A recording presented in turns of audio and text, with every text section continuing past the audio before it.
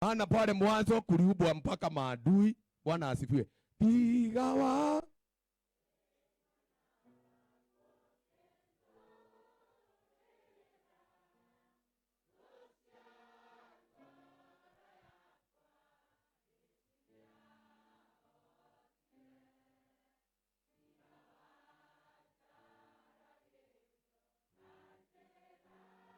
agatene motheme tamature komuthi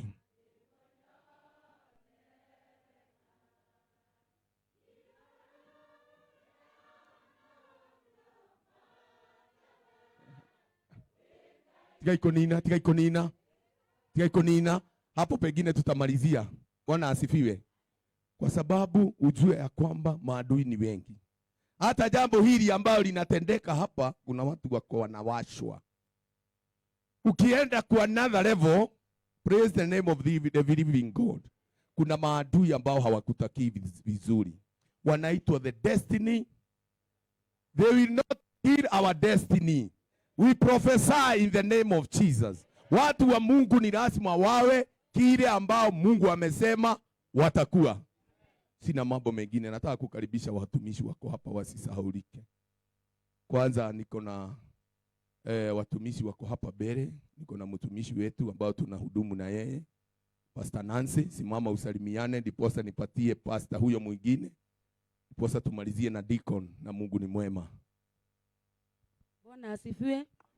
Bwana inuliwe kanisa. Hakika huyu ni Mungu. Hakika huyu ni Mungu Collins. Ya kwamba imetimia. Shetani apende asipende, kumekucha na ikotia. Na simubarikiwe na Bwana. Mimi naitwa mchungaji Nancy na ninampenda Bwana, niko na baba yangu. Mbarikiwe sana. Mpigieni makofi.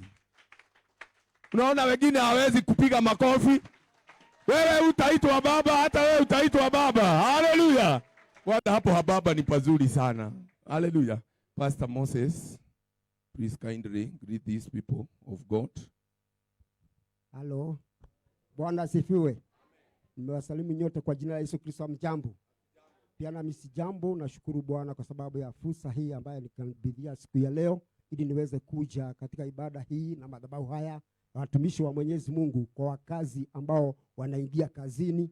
Nashukuru Bwana kwa jambo hilo. Ninashiriki katika kanisa la Three Pillars Dagoretti Donyo, na hudumu na mhuduma wangu Pastor Boro.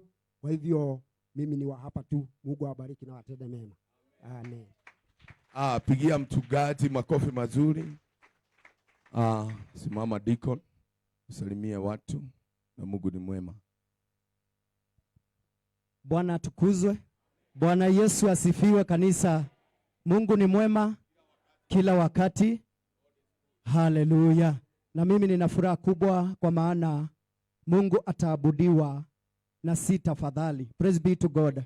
Haleluya. Tumepewa nguvu, tumepewa mamlaka. Praise be to God. Kwa hivyo walipomsulubisha Yesu, walipomuua walidhani mambo yake imekwisha. Bwana asifiwe. Lakini ndio ilianza kweli kweli. Praise be to God. Kwa hivyo nina furaha sana kwa maana watu wa Mungu wanaendelea kuteuliwa na injili itazidi kusonga mbele. Kwa hivyo mbarikiwe sana, na wale ambao wanateuliwa tafadhalini muwashikilie. Haleluya. Haleluya. Safari ya wokovu si rahisi na kuongoza si rahisi. Bwana asifiwe.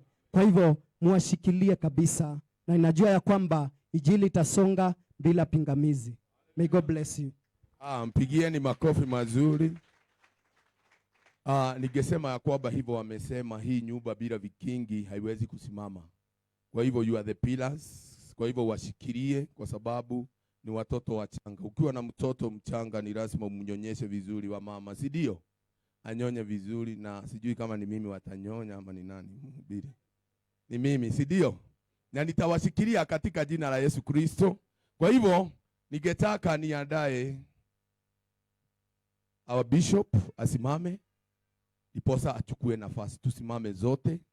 Tusimame sasa zote, ndiposa tukaribishe our bishop, na Mungu ni mwema. Haleluya.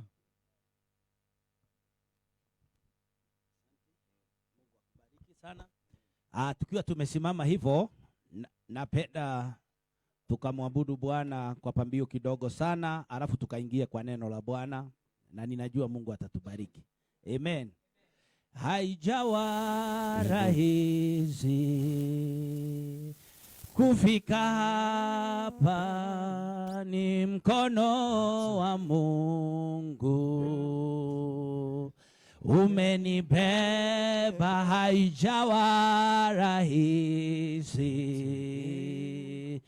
kufika hapa, ni mkono wa Mungu umenibeba, umenibeba, umenibeba, umekubeba, umenibeba. Huu ni mkono wa Mungu umenibeba. Baba, twasema ni asante kwa ubali huu umefikisha watumishi wako, na hili wakaweze kutiwa mafuta siku ya leo. Manake pameugharimu mkono wako.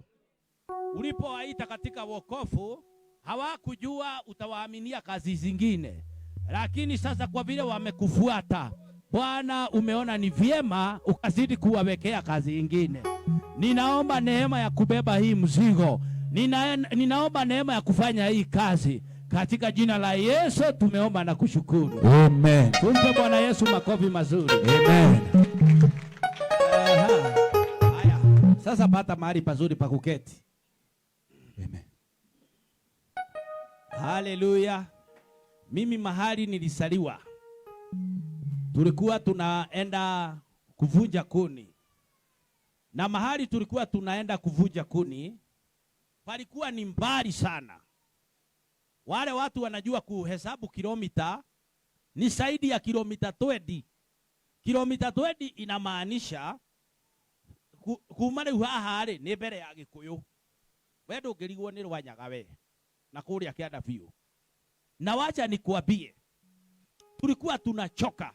Kama mimi juu nilikuwa kimundu kiko na nguvu, nilikuwa nabeba mzigo mzito na kubwa. Lakini kuna mahali palikuwa kasenta, tulikuwa tunapaita Gathaganiro. Gathaganiro ni mahali wale walikuwa nyumbani ambao hawakuenda kuvunja kuni, watakuja na githeri, na watakuja na maji, na watakuja na kaba ingine.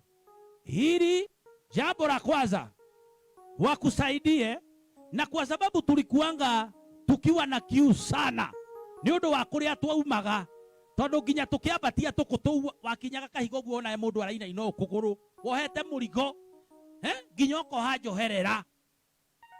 Ukifika mahali palikuwa panaitwa Gathaganirio, bora tu uone, manake palikuwa pako na watu wengi kama mko 10. Pale Gathaganirio palikuwa na watu wengine 10.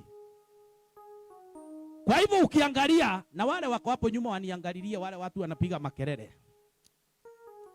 Ukiangalia katikati ya kile kikundi cha watu na uone mtu wa kwenu hapo, ulikuwa unasikia furaha sana. Jambo la kwanza ukifika hapo, tondu hako na kuheka muti, mtu alikuwa unaangusha kuni yako na gikeno kiare ogoithia guicio nginya irurume, ulikuwa unazianguza zinabacha. Kiu nikio kiare mwitio wa mundu uria uma kunangu. Riu twakinyaga tukagoithia murigo, twawita murigo wangu wagaba pasha. Jambo la pili ukianguza mzigo, jambo la pili ilikuwaga kuikalia. Jambo la tatu unachukua maji, sababu yule mtu alikuja kukuraki amekuletea maji, unakunywa kakakakakakakakakaka.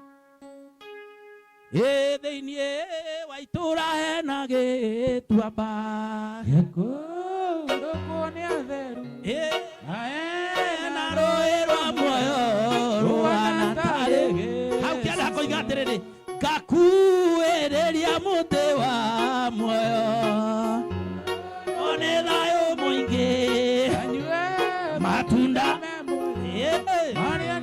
Leo wana warekia kunywa maere, ukimaliza kukunywa maji tena unachukua kasuku. Takasuku gakiru imwoguo kamewekwo githeri. Hii githeri imewekwa maharagwe vizuri na gatheri gaka kena shupe na katika karange ukajia koroma ngundi unaanza kuuma. Ndirenda gukwira atiriri, nataka kukuambia hivi, wiki iyo yarekia guthirare, hiyo wiki ikimeisha kuisha, ile mizigo ulikuwa umebeba iweke chini, iweke chini, weka chini, wacha Mungu akusaidie. Hapa ni pahali tu pa kukujiwa.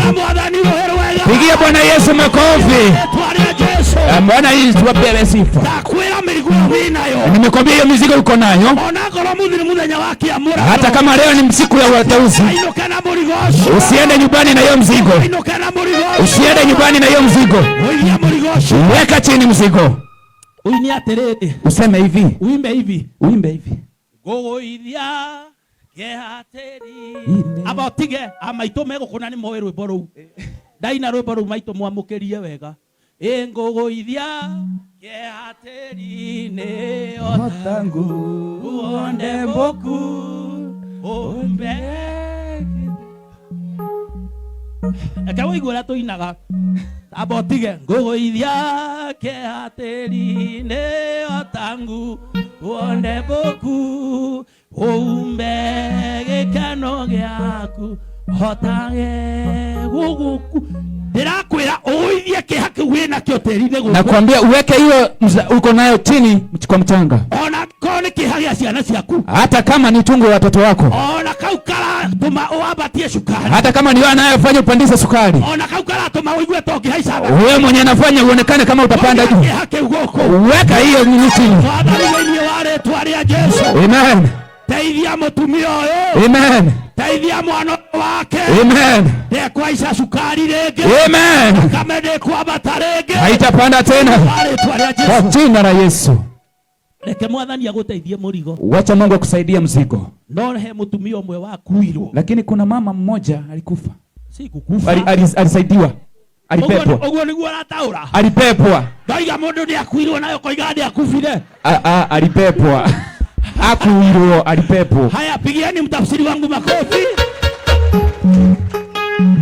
Kuna mama mmoja alikuwa alisimamisha lori. Ndugu taura leo. Kwale na mutumia umwe warugamirie lori. Aigua ndugu taura ndurehe.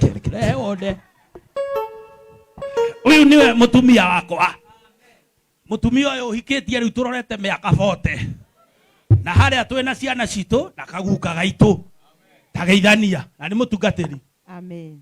Bwana asifiwe sana. Amen. Nisalimie hivi. Hallelujah. Bwana asifiwe. Amen. Naitwa Reverend Masi. Anaitwa Reverend Masi Dongo. Na Dongo ni mimi. Yes. Watoto wetu wasimame wafanye hivi. Ndina iretu akwere haria. Amen. Ucio niwe muiretu witu uria mukuru ihearia niwe uraria. Amen. Amen. Nimeokoka, Yesu ni Bwana. Ameokoka, Yesu ni Bwana. Riu ndikire mugeni muno guku. Wewe si mgeni sana hapa. Ni tondu ni ndirari guku hindi ingi. Alikuwa hapa siku nyingine. Muradirikana. Nani ananikumbuka? Mkono juu. Amen. Amen. Tumekuja tena kwa sababu ya wachungaji. Ale ona ukidukikire kile muru ithe witu agitaure. Amen, amen, amen. Piga ni makofi. Yes. Nitokire guku. Tumekuja mahali hapa. Ni tondu wa ndungata ndireciria ni ici. Kwa ajili ya watumishi hawa. Tondu anadikiwe no njukire ni tondu wa. Maana hata sijui nilikuja kwa nani. No nitukire ni tondu wa mwito. Lakini tulikuja kwa ajili ya mwito. Ngai aromurathima. Bwana wabariki. Kindu kimwe tu ikienda kumwira. Jambo moja naweza waambia. Ati maguta ni mari mbara. Ati mafuta ina vita. Mwathani arogocwo. Bwana apewe sifa. Kwa hivyo ni kuingira mbara-ini. Kwa hivyo ni kuingia katika vita. Na kurua. Kupigana. Mwihokete Ngai. Mkiwa mmemtumainia Mungu. Ngai eta mundu. Maana Mungu akiita mtu ndaugukagwo. Huanga yeye mwenyewe hakosa. Na wetwo ni Ngai. Na ukiitwa na Mungu gutire mundu ungikweheria. Hakuna mwingine anaweza kuondoa. Kwa hivyo ningimuhoera. Kwa hivyo naweza waombea. Ngai amwike wega. Mungu watende mema. Na munyite na guoko. Awashike na mkono. Na atume mutorie. Na afanye mshinde. Na kuria guothe mungiriria guthie. Kule kote mnataka kwenda. Ngai akamuteithia. Mungu na awawezeshe. Nigetha mukinye. Ndiposa mkafike. Mungu abariki sana. Amen. Na nimeokoka. Na nimeokoka. Wow, amen. Amen. Haya, sasa Umesema kuna mchungaji mwingine ameingia? Alikuweko na amesalamiana Ai, niage tugeithie, tusalamie manake nikisonga nimesonga. Amen. Bwana tukuzwe. Haleluya. Kwa sababu ya muda na wakati, naitwa mchungaji Daniel Mwangi Joroge na niko hapa kwa sababu ya ndugu yangu. Bwana asifiwe sana. Kanisa hii nimekuja mara moja karibu 2 sasa, na nashukuru Bwana kwa sababu wamekuwa baraka katika moyo wangu. Ukiona kundu kurasho kwa kwina kidu, ukiona pahali watu wanarudi kuna jambo. Ngai amurathime. Bwana wabariki. Haya, wewe nimeona hata siku nyingine naweza pea wewe nafasi, manake haujafuruta muda.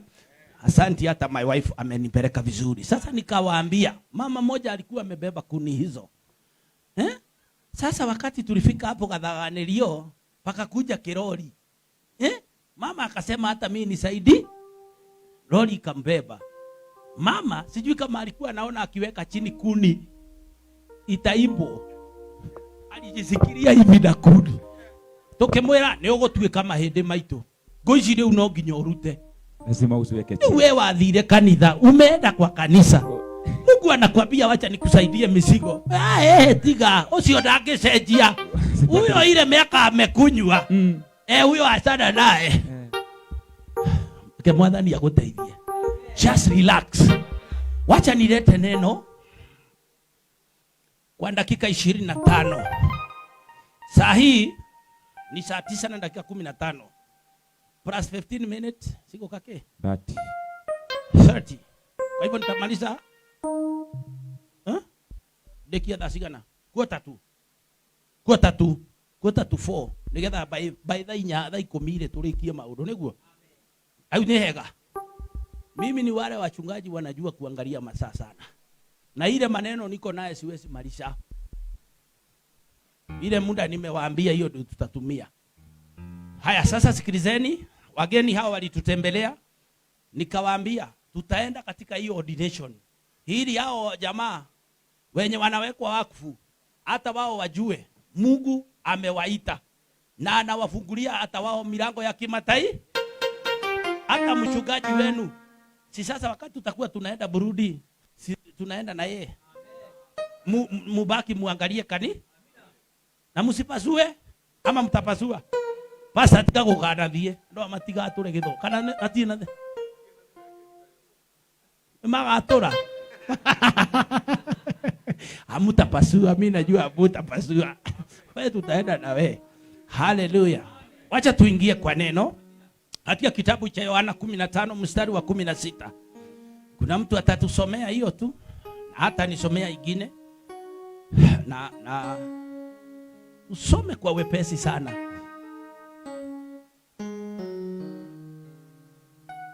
Yohana 15 mstari wa 16. Ili tukimbie vizuri sana. Wacha niwatayarishe. Mapenzi ya Bwana ni tuweze kuendelea mbele. Vile siku ya leo mnawekwa wakfu, mapenzi ya Bwana ni muendelee mbele. Katika Methali 4 mstari wa 18 inasemanga hivi. Methali 4:18 inasemanga hivi. Maisha ya mwenye haki ni kama mwanga wa asubuhi, unaanza kung'aa na kuendelea na kung'aa na kung'aa na kung'aa. Kwa hivyo sasa ni kuanzia tu. Hii mwanga itaenda iking'aa na ing'ae na zaidi. Haya tusomewe. Yohana mtakatifu 15 mstari wa 19. Yes. Yasema hivi. Kama mngekuwa wa ulimwengu, ulimwengu ungewapenda walio wake. Lakini kwa kuwa ninyi si wa ulimwengu, bali mimi niliwachagua katika ulimwengu, kwa sababu hiyo ulimwengu huwachukia. 20. Kumbukeni lile neno. Ngoja unasoma ngapi? Umesoma kuanzia ngapi? 15:19. Hapana, 15:16. 16. Oh. Nimekushangaa. Nilikuwa natarajia itasema vile natarajia hapo mbele. Yohana mtakatifu 15:16. Yasema hivi. Si ninyi mlionichagua mimi, bali ni mimi niliyewachagua ninyi. Nami nikawaweka mwende mkazae matunda. Fikisha hapo. Amen. Biblia inasema sio nyinyi mlichagua Mungu, ni Mungu aliwachagua. Wacha nikuonyeshe picha yangu.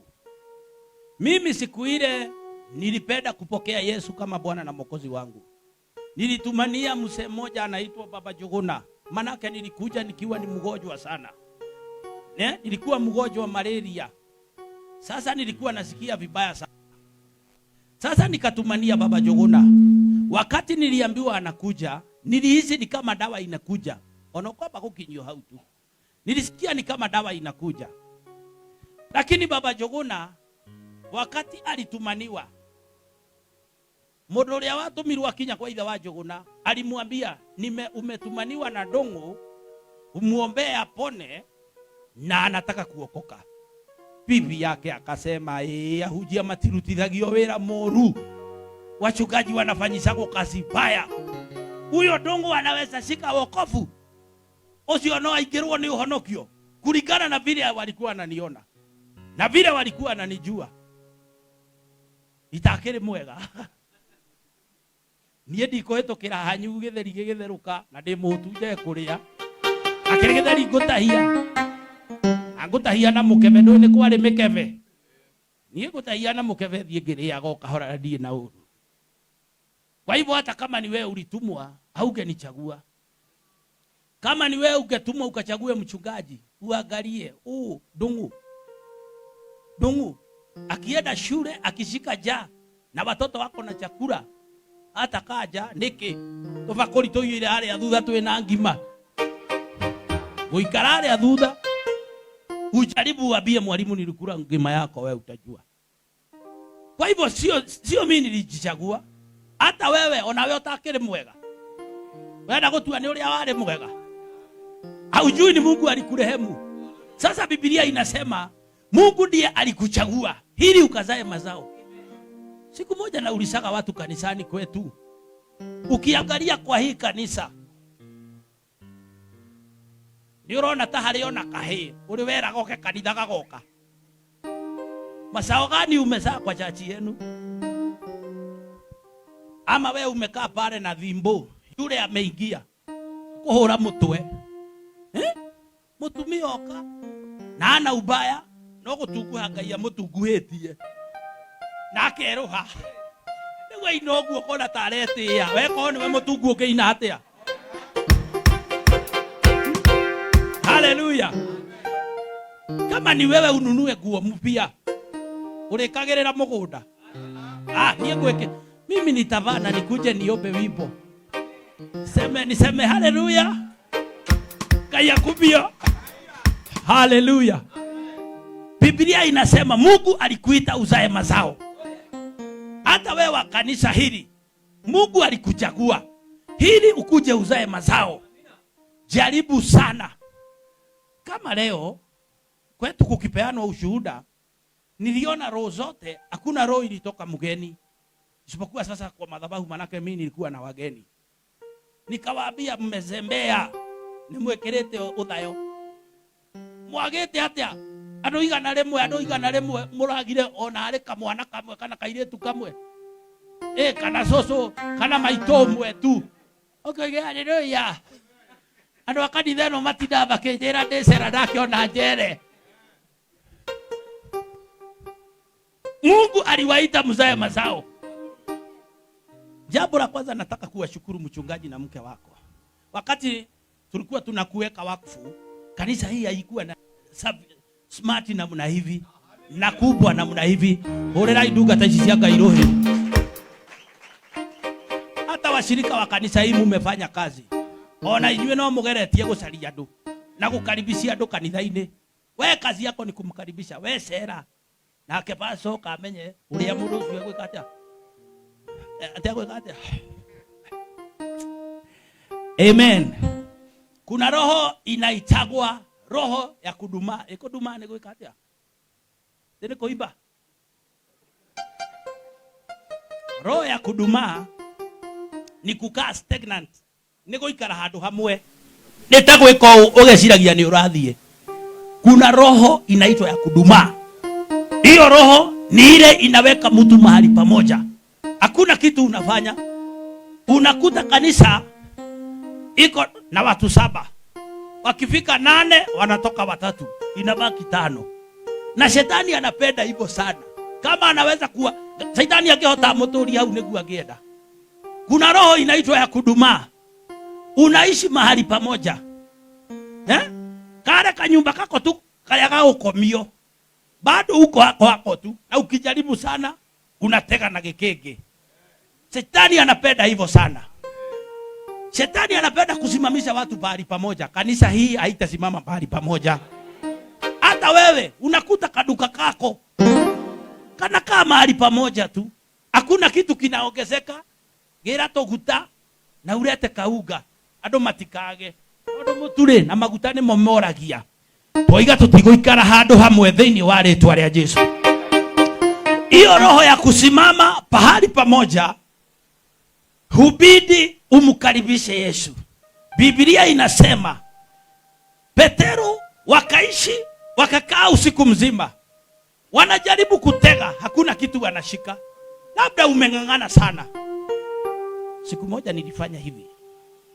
Wakati bodaboda zilikuja, nilikuwa mmoja wao, wa wale wa kwanza. Mimi nilikuwa napanga watu, wewe kwa bagoto wa roho, nikuja nipeleke huyu, nikuja nipeleke wengine na wanunulia chai wanigoje.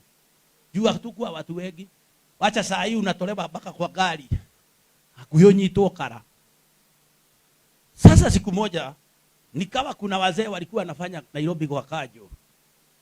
Sasa walikuwa wanakuja wananiambia nigoje wakunywe pombe, wakilewa nitawapeleka nyumba. Nakaa pale. Sasa na yeye unajua nakunywa akiwa comfortable. Mpaka saa 7 ya usiku. Jamaa anakuja anakalia nduthi, ni mlevi. Ana mkate, ana nyama kilo. Na mimi nilikuwa nangoja hii kafe. Nikaambia Mungu, this is not fair. Nego muinokia. No hani ndondo arete wega bwathani. Mimi ni mtumishi wako. Nimekojea ka 50. Wotho cio atige gukoma. Ndukamuhure ngudi ndikumuikia hanini. Bwana Yesu asifiwe. Nikaambia Bwana, hii ni roho mbaya. Inanikaisha mpaka saa 7 ya usiku kabe. Na siwezi nunua mkate kama yule huyu jamaa amenunua. Na ile nyama huyu jamaa amenunua. Na nianyuite njohi na akaguranira. Ngai aroiguira kanitha. Tondu andu asifiwe rimwe ni makona to mathina tuingi muno niguo. Una shida na mtu hawezi hata kukununulia kikombe ya chai. Shauri ya masida. Shetani anapenda sana uwe na huto tu mashida. Nikaambia Bwana, niye ndigeterera mundu ungi utuko nginya thaa icio. Ona niĩ no he indo ciakwa tene by thaa 10 ngakorwo ndĩna kĩrĩa ndĩnakĩo. Ona niĩ ngakĩgũrĩra ciana ciakwa mũgate. Sasa Petero akamwambia, tumekaa hapa usiku kucha, lakini Yesu akamwambia, weka neti yako kilindini. Kama kuna kitu utapokea kwa Mungu, Ngai akienda gwĩka ũndũ ambaga kwaria kiugo gĩake. Kama kuna kitu utapokea kwa Mungu, kwanza sikia neno la Mungu vile inasema kukuhusu. Amen. Kudumani nini? Kudumani kwa kukwira kurugama handu hamwe ni kusunguka pahali pamoja. Kare kakiti kare. Twahikania na mutumio wako ali. Tulipoana na huyu mke wangu, tulikuwa na kakiti kamoja katule tupiro tuwili, although gatia kile na piro. Tulikuwa tunang'ang'ania, tone ndenda gukomera, nake ndenda gwakomera, tondu noko keho. Na tulikaa hapo sana. Tulikalia hiyo kakiti sana. Hata si mwaka moja. Tulikuwa tukiingia kwa nyumba kila mtu anakimbia hapo. Unajua saa hiyo hatukuwa na mtoto. Na wakati kalikuwa kadogo. Sasa tunakibishania hiyo kakiti. Shetani anapenda uishi kwa hiyo kakiti sana. Na ni karobao. Hata onoko kanena nenere. Totoke ni tulia twarugamaga utamundu akujua karugamuga. Ingine ni ile ya kutila niyo mahali. Ile ilikuwa inasimama hivi kama mtu. Haleluya. Kama umekaa mahali pamoja, Mungu akutoe hapo kwa jina la Yesu. Iteisho ciaku thio cenjie thiini wa ritwa ria Yesu. Na ndugucenjia to wina mbia. Ugucenjia tondu he kiugo kia Ngai gia gukinyira. Petro akasema kwa neno lako. Siku moja nilikuwa napeleka gari yangu hapa Kikuyu. Baka nikaona nikimalisha wiki moja, Mpaka makanika wananiuliza, "Hey mzee, siku hizi umetutupa mzee." Manake kila siku niangalilie hapo mguu, niangalilie hapo panapiga kelele. Nikaiangalia siku moja hivi. Nilibadilisha mpaka roho karibu niweke kila kitu. Siku moja niliachia makanika aweke mafuta milango. Nikakuta milango yote imeng'olewa. Eti ile dabu ciothe. Gikari kihana gya gukunyarira. Nilikiongelesha tukiwa kwa garage. Nikamwambia wewe sikutaki wewe gari. Ukwende kabisa. Na mimi nataka gari ingine. Sasa kuanzia leo uende uanze kuongelesha hizo vitu zingine ziko kwako. Ugeciiraga na wega tigaka we haririye guthonga. Kametha gaka we. Ni uguthonga. Ukikawekelea ugali unakakambia reke ngurire umuthi. Lakini utae? Kwani unafikiria kwa nini watu wengine wanapiga kaduru usiku? Unasikia umelala kwa kitanda, lakini unasikia kinakoromoka mahali chini. Kitanda inakuangusha juu. Hiyo kwa kitanda kameisha godoro. Godoro mpaka imefikia karufao. Sasa unafinywa mpaka usiku baki. Unaona unaenda kuanguka mahali pabaya sana. Shetani anapenda sana uishi kwa hiyo kagodoro. Lakini nakuambia kwa jina la Yesu, hata hiyo kagodoro enda kazungumzie.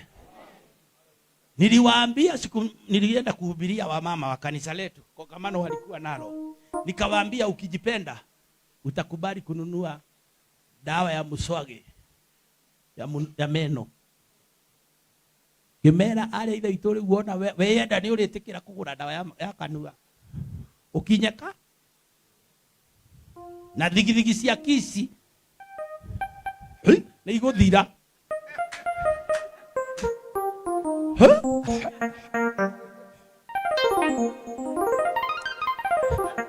Gemera le uona weyenda.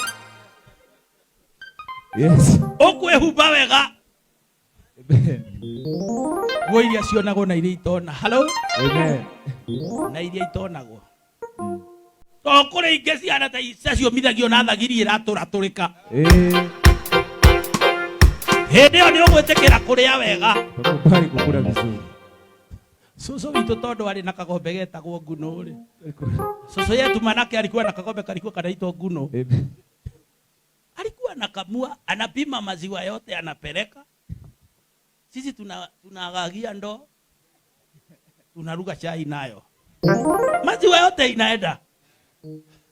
Ukijikubali kama irarethie uri aba ugatherukia gakombe ugagekira gakoko na waigua ni ukunyua miro. Ono uyu wakwa ndimwiraga atiriri na mbiaga ibibi yangu ukienda kwa soko tafuta mahali kuna usagwo kasupu ona kamutwe ka mburi watu agwetio getia karuthi agathi niko geka nyamungi. Halo. Amen. Ukijipenda utajifunika vizuri. Nikawaambia kuna watu siku ya leo tukiambiwa saa hii tuko hapa tumebadilishana hivi.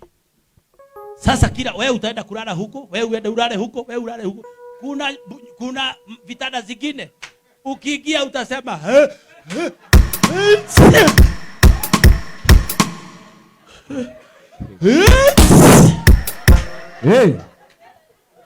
Na thaici hiyo.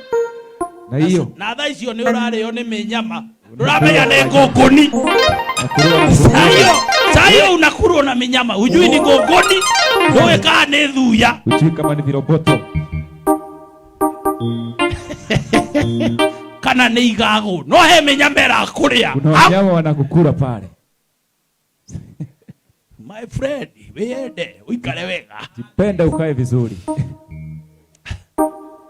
Kuna mahali Mungu alifika katika Kumbukumbu ya Torati 2:2. Akaangalia wana wa Israeli. Akaangalia wana wa Israeli kanyumba no karia. Kanyumba ni. No turia. Kasufuria no kare tu. Kakitoboka unapelekea mtu wa kuchomelea. Mpaka Mungu akahurumia.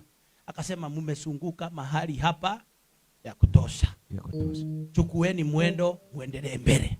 Amen. Kuanzia saa hii ile mafuta munapokea na sisi tumekuja. Tunapokea mafuta ya kuendelea mbele. Toi magoko. Toka hapa. Niguthie na mbele. Ni kuenda mbele. Sawa. Sauli alilwa terere. Sauli akaambiwa hivi. Akaambiwa ukishatiwa wakfu utakutana na watu wengine wana mikate watakupea na utaanza kuongea mambo ya tofauti. Praise the Lord. Amen. Sasa pokea nguvu ya kuendelea mbele. Akawaambia mumezunguka mahali hapa pa kutosha. Mahali nilikuwa nakaa Wagige, kuna watu wawili walikuwa na tuduka. Na kwa sababu hakukuwa busy sana, tuduka tulikuwa na meanya kiasi hii. Sasa hao watu unaona wametoa baka hapo, anaangalia mahali watu wanatoka, anaangalia pande hii. Ukiona customer anarudisha kichwa, sasa anakuhusia. Toko ni guo gathetwo ni kawira gaku. Uraikara mahau na tunyeni tugatuika yero. Na tusukuma tunakaa yero. Hallelujah. Amen. Kwanzia leo endelea mbele. Amen. Katika jina la Yesu. Kwa jina la Yesu. Kuna jamaa moja rafiki yangu alikuwa anaitwa Wawero. Alizaliwa nyumba ya kukoboa. Akalelewa nyumba ya kukoboa. Baba yao akakufa kiwa nyumba ya kukoboa. Lakini alikuwa amejaribu kununua kaploti pale Ruiru. Jamaa rafiki yangu akaandikwa huku kwa Kanjo Nairobi. Katika sekta inaitwa ya Nasiko, ile Nasiko Plaza. Nikaambia Wawero, si ujaribu kufuatilia ile kaploti yenu. Akaniambia saa hii niko na maproject mingi sana. Anakoboa hapa Kinoo. Wawero alikufa akiwa mkobori. Mkobori. Mama yake amechukuliwa na msichana yake. Wanakaa pale Shura. Bado wanakoboa. Si Mungu ahurumie mtu kama huyo. Kama uko hapa. Amen. Ukipata tu pesa, unatoka nyumba ya 3 unakuja ya 7. Tena ukitoka ya 7 tena unarudi tena ya 12. Hapana, ondoka hapo uende kwako. Amen. Katika jina la Yesu. Jina la Yesu. Ukugeuka nyumba siende rege. Ukugeuka nyumba siende rege. Ukugeuka tena. Taigwe kiugo kia Ngai. Sikia neno la Bwana. Ona we Ngai arokuhecia kuokomborithagia. Thĩinĩ wa rĩĩtwa rĩa Yesu. Huyu mke wangu alikuwa ananiambia tunaweza nunua shamba. Naona kama anaota. Shamba. Tugure mugunda. Sasa hiyo nilikuwa nimeng'ang'ana kununua kashao ya 7,000 kana ni shida.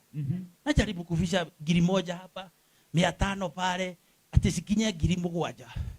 Na ananitia moyo. Tutanunua shamba yetu siku moja. Hallelujah. Amen. Na hiyo ni alitoa kahikire. Tejikara kanyumba ga 6x4. Tena kanyumba 6x4. Tairi maria guthika mundu. Shimo ya kuzika mtu. Hey. Ni mama alikuwa anaambiwa asikubali ni muoe. Juu nakaa kanyumba ka 6x4. Lakini haukuwa umedanganywa. Ni kweli kutoka mahali kitanda palikuwa mahali panatoshana hivi. Lakini yule Mungu anatoa mtu kwa msuguko. Hiyo kanyumba ka 6x4. Akanitoa akanipea yangu. Amen. Na sio yangu tu. Nina watu ninaita tenant. Na wao wananiita nini? Landlord. Landlord. Sema landlord. Hallelujah. Amen. Ngayosio watu tire kanyumba kau arokuruta. Wewe Mungu aliyemtoa katika kwa nyumba yako. Muraiko ya watu mirwangire arotumwa kuriwe. Tena atumwe kwako. Agutware nginya gwaku. Akupeleke mpaka kwako. Na gukinyie agutwika landlord. Na kufanya landlord. Ureciria landlord maigua wega atia. We ndrona cucu uyu ni mundu muikaru wega. Ona kodi muwi wega. Amen.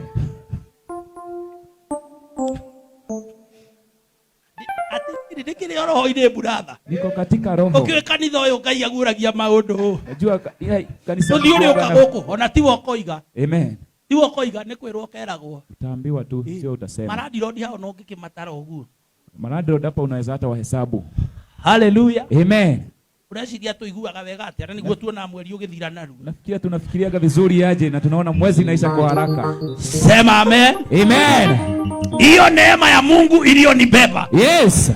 Na kuombea ikubebe. Amen. Katika jina la Yesu. Kwa jina la Yesu. Amen. Amen. Na si jamani sasa tumalize. Sasa Mungu akaambia Israeli sasa mungoe kaba. Kudumaa ni nini? Kudumaa ni mwaka kuisha bila kuonyesha kitu.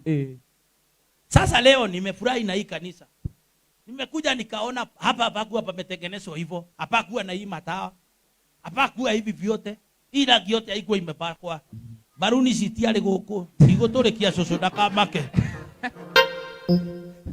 Hatukuwa tunashukuriwa na video live. Saa hii mjue naweza itwa California saa hii. Tunaona wa everywhere. Saa hizi tu. Wewe mtu wa California kama unaweza kunilipia ndege, unilipie nitembee California. God bless you. Amen. Nani ogua? Wao ndio waadhira. Najitambiria. Sasa napenda tumalize. Kudumani kukosa kitu ya kuonyesha. Mwaka inaisha. Unaamuka saa 9 na wale wengine. Munaigia kishejeo. Wao unasikia nilinunua kaproti na huku Ruai. Mwingine anakuambia nilinunua kaproti na huku Deia. Mwingine anakuambia nilinunua na huku Juja. Na wewe unawaambia hata mimi tu nang'ang'ana tu nokogeria. Hati kidureka. Unasikia mtu anasema mtoto wangu amejoin university. Hai, na wewe unasema wangu bado nokogeria. Yaani hauna kitu ya kuonyesha. Unasikia mtu akisema si Mungu awasaidie. Mpate hata na nyinyi kitu ya kuonyesha. Amen. Israeli, Biblia inasema katika kitabu cha Zaburi 96 mstari wa kwanza. Muimbieni Bwana wimbo mpya. Amen. Israeli waliambiwa si muimbe ile wimbo mlikuwa mnaiba kwenu. Daudi akasema hatutaiba hiyo. Hiyo wimbo tulikuwa tunaiba tukienda kupeleka dhabihu. Kwetu kanisani kuna wimbo tunaiba tukilete sadaka na saka. Na hiyo mimi mwenyewe nilitunga na nikaiandika na nikairecord. Inaibago hivi. Unajua sauti yangu ni nyepesi. Na nimetosheka nayo. Na nimejikubali sana. Inasemaga hivi. Ingai muhinguri mirango nindoka gukwambararia nindoka gukwira ni wega nindoka gukwambararia rathima wira wa moko makwa iguru muno irathima wira wa moko makwa nindoka gukwambararia nindoka gukwira niwe nindoka gukwambararia rathima ngithie na ngicoka nindoka gukwambararia. Sasa hiyo watu wamebeba bahasha, wamebeba sadaka, nindoka gukwambararia. Nani toinaga rugero inago atiriri ndiratara irathimo kimwe gwa kimwe ngona mwathani we ni unyendete na no kio ndigatiga kuo rimwe ni wagiriire kiria mwathani aete ndacokia ngatho ndari na kio no njetereire mwathani. Fikisha hapo. Amen. Daudi wakaambiwa si muimbe hizo nyimbo mlikuwa mkiimba, mkitoa sadaka na saka na mavuno na maripuko. Wakasema hatutaiba. Saa ingine unaona watu wakiiba. Unasikia hii neno iko katika Zaburi 96 mstari wa kwanza. Inasema muimbieni Bwana wimbo mpya. Sasa wewe unashindwa utaiba gani? Juu mimi nasema haleluya. Haleluya, mimi niko na furaha. Mwaka uliopita ilikuwa nakaa nyumba ya kukoboa, sasa nimejenga yangu. Watu wanapiga makofi. Naona mwingine anasema haleluya. Na mimi mtoto wangu alikuwa kule KU na sasa amemaliza, amewekwa degree. Tunapiga makofi. Nasikia mwingine anasema haleluya. Kijana yangu alisukuliwa askari na sasa tulienda pass out na sasa yeye ni askari. Yaani wewe unakaa hivyo unashindwa. Mimi nikisimama hasa nitaiba wimbo gani? Ngai arowekera rwimbo kanwa-ini gako. Amen. Haleluya. Amen. Ndamwira atiriri, nawaambia hivi, mwaka uri oroka, mwaka una ihinda tariri, ma ukagia kindu ukiuga upate jambo la kusema. Mungu na aweke wimbo ndani yako upate jambo la kushuhudia. Onawe ukarugama. Yes. Ugene nirathimite. Sema umebarikiwa. Sinaona vile yule mchungaji wenu amekaa vizuri. Ona mpaka kunona. Ona mpaka kiti. Ona mpaka mke wake. Mpaka hii madhabahu unasikia iko life. Si ni kweli? Ithe nduraigua nginya kigongona kiu kaigua kina mwaki wa Ngai. Hallelujah. Amen. Ati ona ena kaundu ga kuga Ngai ni atwikite wega. Ona akiagithi uguo ndrona nginya ni arona rangi ucio ni muthaka. Ana bounce. Mpaka anaona hata hii maua ni mazuri. Hata yeye kama pasa haibiki. Hallelujah. Amen. Sijui kama kanisa yenu iko namna gani. Amen. Amen. Ona kwanyu nende murumagirira muno ninyonaga uria mureka wega. Pastor Boro, naona vile mmepambana kule kwenu. Nimeona vile maendeleo ile mko naye. Kwanza nyinyi mmetushinda, nyinyi mko online, sisi hatuja ingia vizuri. Lakini najua tunadhani tulikuwa tunajenga kanisa ya kisasa. Kwetu leo utaona wakati tutaingia live hivi. Hallelujah. Amen. Si hata na wewe mchungaji, Mungu akusaidie. Ona wewe kwa hiyo kanisa vitore. Tulikuwa tunakalia form. Sasa tunakalia viti. Hata wewe upate wipo. Ona niere. Nilikuwa katika kuwekea maundu maige. Nikae gukiria. Amen. Amen. Mungu akusaidie na akupe jambo la kufanya wimbo. Amen. Wewe mchungaji na nyinyi mnatiwa mafuta siku ya leo. Fanya kazi ya Mungu bila kwehogora. Kuna mchungaji mmoja natiwa kunene wa Gikuyu no atungataga hari ya Gitaru. Anafanyaga kazi ya mjengo. Si kusema eti mtu akipakwa mafuta afanyi kazi. Anafanya. Sasa huyu mchungaji siku moja akaitwa na watu wa hiyo kijiji. Msichana yetu amekataa kuendaka kanisa na sisi. Ni wazazi wanamwambia na brother zake. Na akaanza tu mambo ya kukunywa tufombe. Sasa tumeambia mchungaji wetu ya kwamba msichana yetu amekufa, amekataa kukuja kumzika. Pastor akasema sasa na niko na kasi ya mtu nilikuwa ninafaa niende kesho. Akaambiwa usijali wewe kuja tu. Sasa akaahirisha kuenda kazi. Akaenda hiyo kazi. Sasa wakati alikosa kuenda kazi, kukachukuliwa mtu mwingine. Na akiagethia gathikane, akonegu arenda. Maundu mau ma kanitha. Na ni mukombori kwao nikina ngofu no gutware nginya kwao. Pastor akaenda akajikakamua. Unajua vile tunajitianga moyo. Akahubiri mahali pale, akahubiri akamaliza. Wakazika msichana. Na hiyo mambo ikaisha. Wacha nikuambie.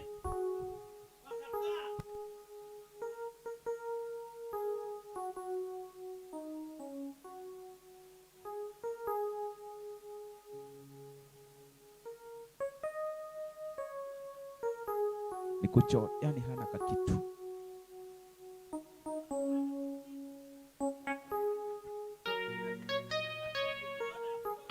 Kusota. Ni ile kusota ya ile kusota. Ikawa baka nyumba yake mwenyewe hakuwa amelipa. Akaambiwa na mwenye nyumba. Tondu he handu tugitwara na agatuka ikinyania. Amen. Ona wake igua. Yandu tukinyanagia. Akimira riu no uge ndigukiririirie aca riu iko uguo acaria kanyumba ukuhota getutige tukugianire eno ya 10 wethe ona ngono ga 3 yandu tukinyanagia hau koguo agikirwo riu caria kanyo ona tutindikwa bagwetia tubia tu twakwa tondu ndio ringi na thire ta wa mieri teo. Amen. Akira amradi rodi kana radi rede no jetereire Ngai. Okay. Sasa akapatiwa notice. Kumbe kanisa ile alikuwa anahubiri ilikuwa ya lease. Alikuwa amekomboa mchanga akajenga kanisa kama gani? Kumbe nakuwa kwa lease kulikuwa na deni. Oi. Nitakwira na mera nete. Mwenye lease alimrokera asubuhi na mapema alimuraukia early in the morning. He went there. He knocked the door. Jari ore aturaiguana. Yes sir. Wagweciretie karure tondu nimuona twina ageni. Akegotha murango. Akagonga mlango akabisha. Yule jamaa akafungua mtumishi wa Mungu. Akimwona karibu. Akaambiwa mimi sikukuja kutembea.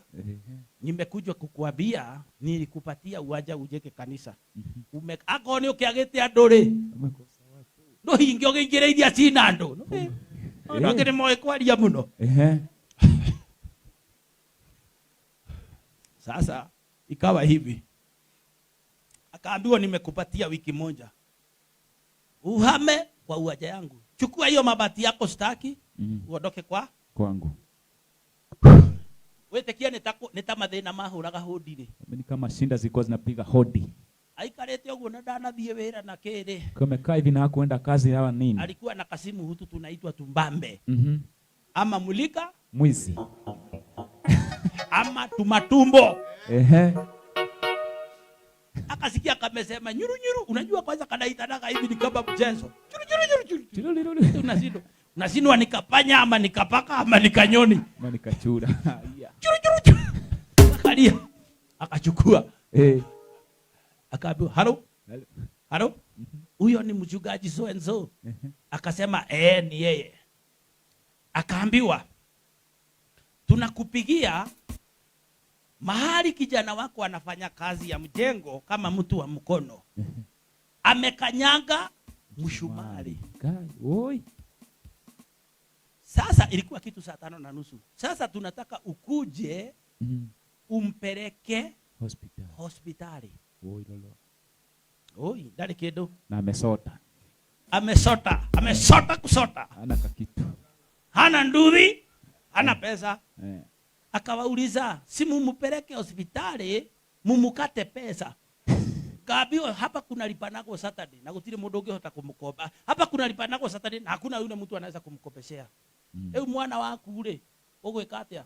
Akachukua baisikeli. Akasukuma akaenda akawekelea kijana yake kwa baisikeli. Akamsukuma akaenda kwa hospitali ya serikali. Akalipishwa sijui shilingi 20. Akafugwa kironda. Sasa akirudi nyumbani kasikia gari nampigia honi na fujo. Pipi! Toka kwa Mangore. Kama baisikeli kado.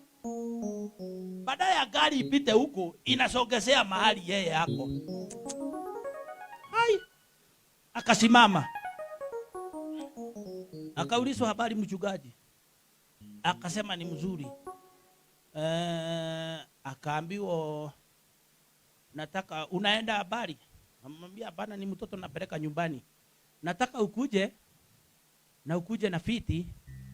Akaambililiwa unaona hapo fulani, unaona hapo. Akasema haya hapo nimepakumbuka. Ukuje hiyo boma, ukuje na fiti. Akakuja na furaha sababu ni foodi.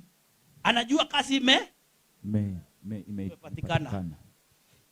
Wakati aliingia akakuta watu wamekaa sitting.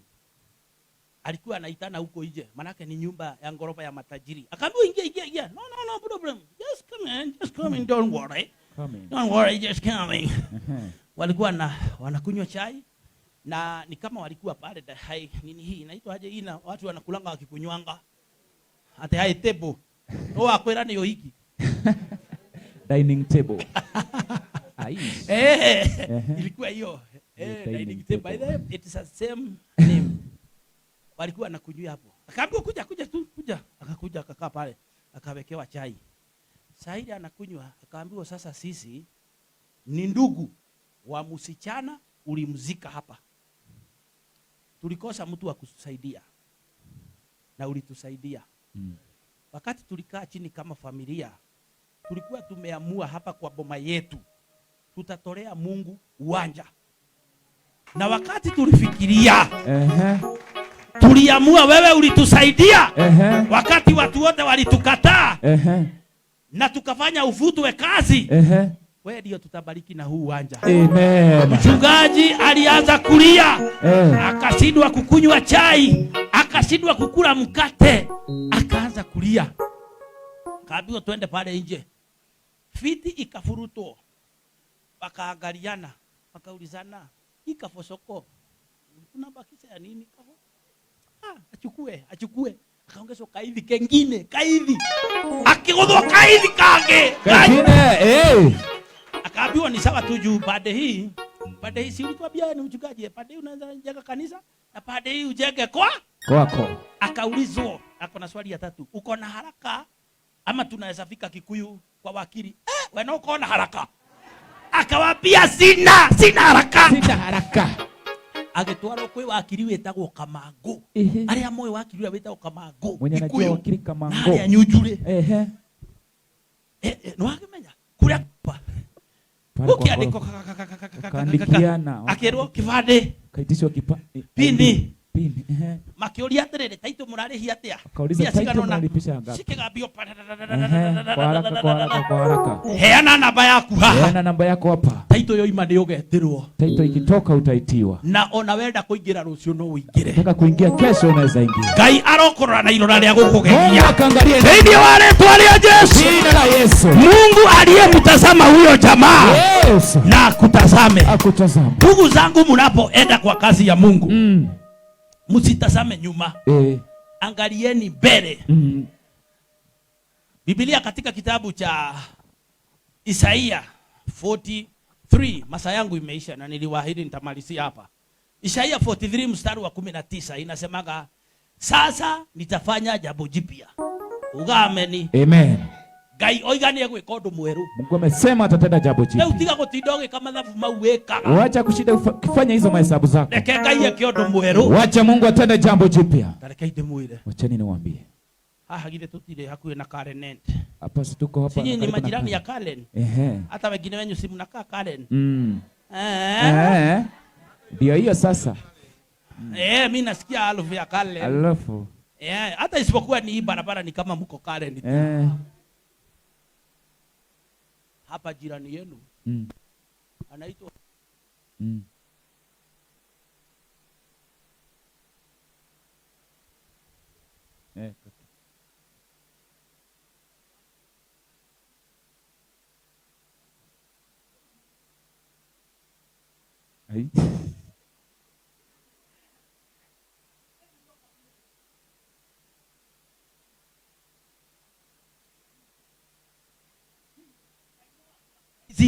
tiga guo menyerete ati hau. Wacha hivyo venye umezoea tu hapo. Ateta tu bao.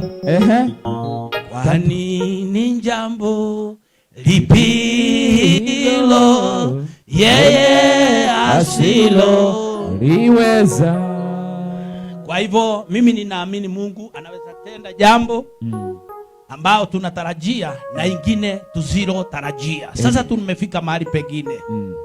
Nimewaibia wale ambao wanatiwa wakfu ya kwamba mfanye kazi bila kuchoka. Ngai ndio yule asapuraisaga mundu. Mungu anajua vile wanga anafanyia. Haleluya. Amen. Siku zingine tunasumbuliwa na watu. Siku moja jamaa alinisumbua akaniomba gari. Apeleke mzazi hospitali. Nikampea. Gari yangu ilikuwa na mafuta. Alirudisha ikifanya hivi. Bila chochote. Akija, thank you mono, pastor, thank you. Agithoka.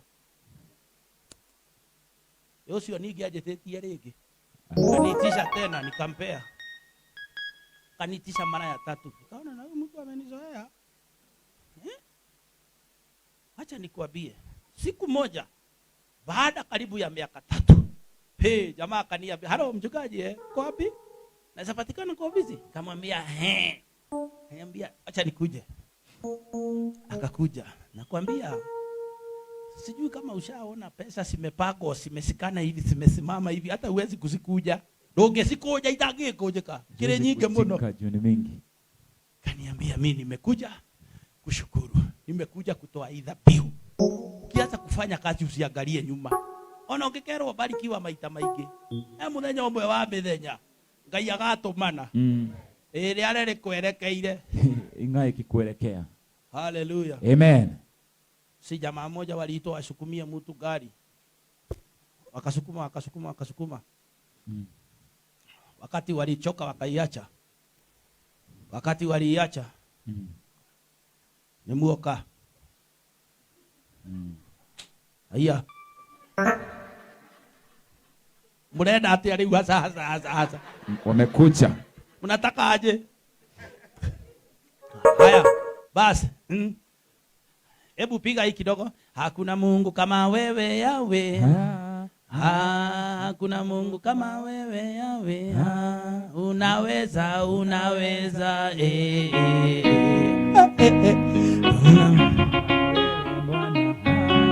Unaweza, unaweza.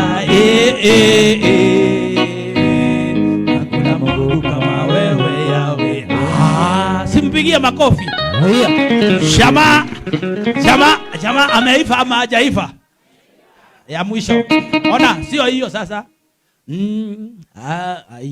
Haijawa rahisi. Hebu cheza kama wewe. Kufika hapa ni mkono. Wewe unaiba na ki yako, unaiba na ki yako. Iba na ki yangu. Nitafute kwa ki.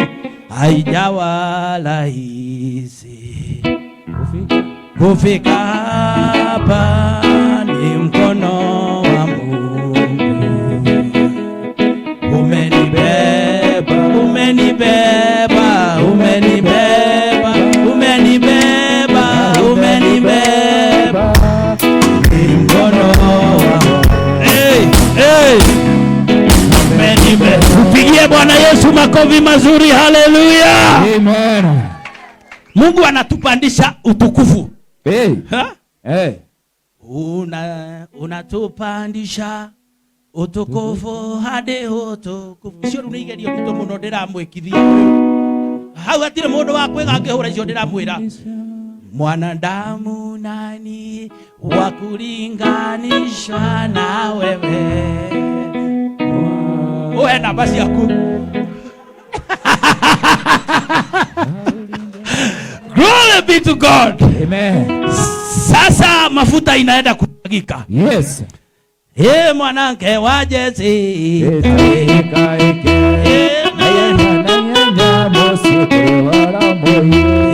Adam. Tusokele mere. Tomo akatutwarane na ki. Tutwarane na ki ya rwimbo. Umenye ki atmosphere yake ugetutwarite magutaine. Sasa hiyo kimotivia kinatupeleka kwa mafuta. Si basi wachungaji tusimame.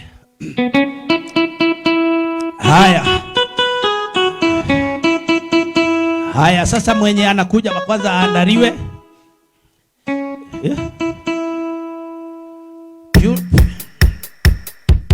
Purity ujiandae. Mwanamke wa Jesse. Toro kama hivyo there.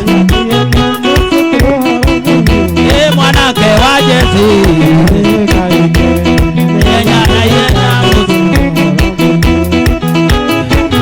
Uratengera muno. Tareke uthie na pesi yakwa. Tareke wacha uende na pesi yangu. Andu amwe moigaga gakano kai gatiaririkanaga nikoragite nduba akiuraga ngoria thuna kai gakamwe maguta ni mari inyana ni moturenda na yenya musiru mwanake wa Jesse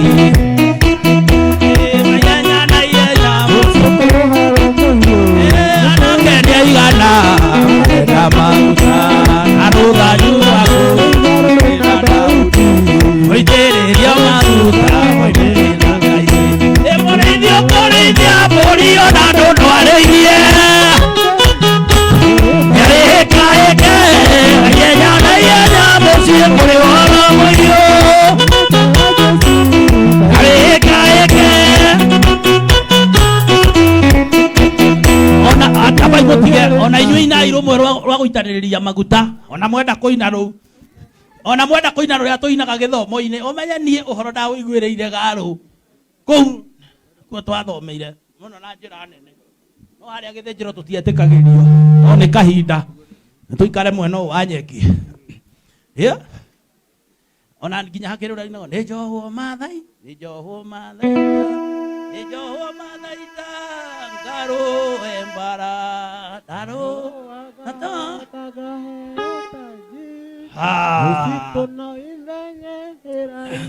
tunatangaza katika ulimwengu wa roho ya kwamba siku ya leo kuna makuhani watainuliwa. Yes. na wale makuhani watainuliwa, malango ya kuzimu hayatawashinda, watapandishwa utukufu hadi utukufu. Tunanenea mafuta haya katika jina la Yesu. Tunayaambia yawe na uhai, nguvu yenye inakata minyororo iwe katika na mafuta haya katika jina la Yesu. Turahoya maguta mayari matuike ni maria kiugo kia gwetwo gutuikaga noguo. Oigo rathimwo we murathime. Akisema upone umepona, akisema ufunguliwe umefunguliwa.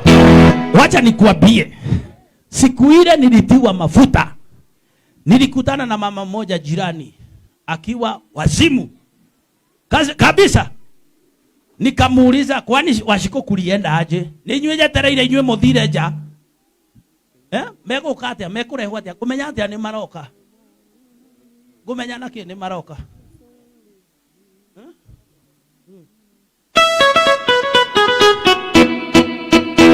Mwathani ni we ikaro gyakwa kiirige. Ndikana ekuhengo ni igako ena gutire iturika. Ndikana kegunye-ine kioria wiga na mukae adabya kujo. Oya nduguheo niwe waigi ikoro yakwa kenaga no. Murimu wa mumito kondukana utie. Alamutia Kende ikara yake uye yekerea weya Eana kia wakunyoke Hero ya ndugu eno niwe waigi Koro yakwa kenaga nosa. Haya, tumpigie Bwana Yesu makofi mazuri. Haleluya.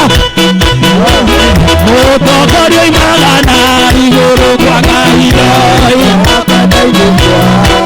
Yadiye ura ona de ya mamuro. Haya, jambo na bwa bure Ngai. Muradine.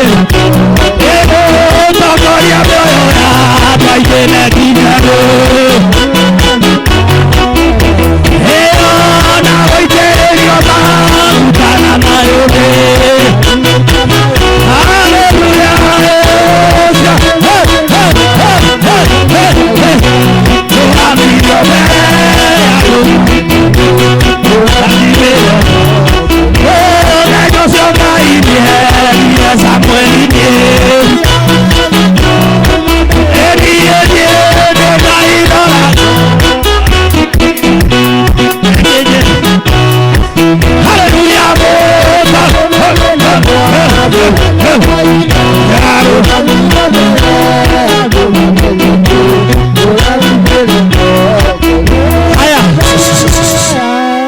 Amen.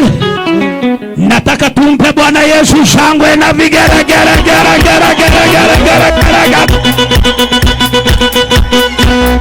Hebu sikiliza. Buga teno ya Ngai igioka. Twoiga maundu maria mangimehingereria nitwamakania thĩinĩ wa rĩĩtwa rĩa Jesu. Maundu maria magiragia mundu akinyanirie kiria giatumire Ngai amwite nitwamakania na rĩĩtwa rĩa Jesu. Haleluya. Na rĩu andũ a family nimukundehera mundu wanyu. Taniletea mtu wenu pole pole. Kahora botige tukana na karwimbo. Nitaingia lango lake na sifa moyo. Wewe soso wewe ikara wewe utekereku. Wewe ikara hawe na haha. Nitasema ale moro wewe soso taini mayo na wote. Bana nitafurahi kufika pe.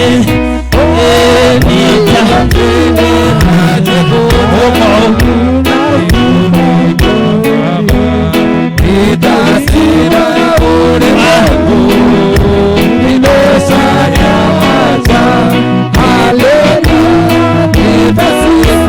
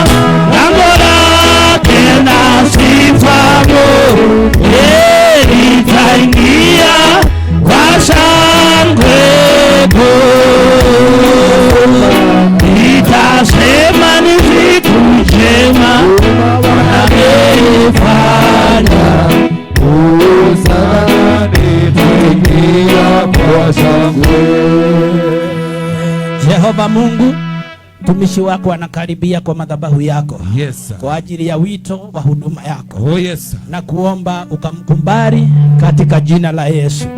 Ninamtakasa katika jina la Yesu. Ninamweka wakfu katika jina la Yesu. Yes, sir. Napenda microphone moja iletwe hapa.